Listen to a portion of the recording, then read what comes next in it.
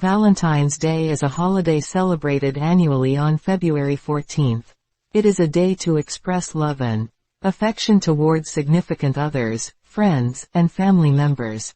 The holiday is named after Saint Valentine, a Catholic priest who lived in the 3rd century and was known for secretly marrying couples in a time when marriages were forbidden by the Roman Empire.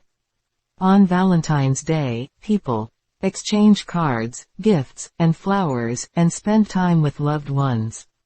Couples often celebrate by going out for a romantic dinner, taking a trip, or simply spending time together.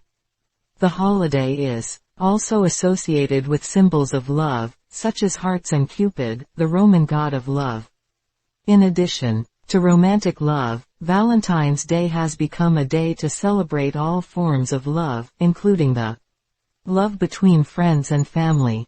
People often send cards and gifts to show appreciation for those close to them, and many communities organize events to bring people together and promote love and kindness. In conclusion, Valentine's Day is a holiday that has become an important part of popular culture and is celebrated around the world. It is a day to celebrate love and to show appreciation for those closest to us.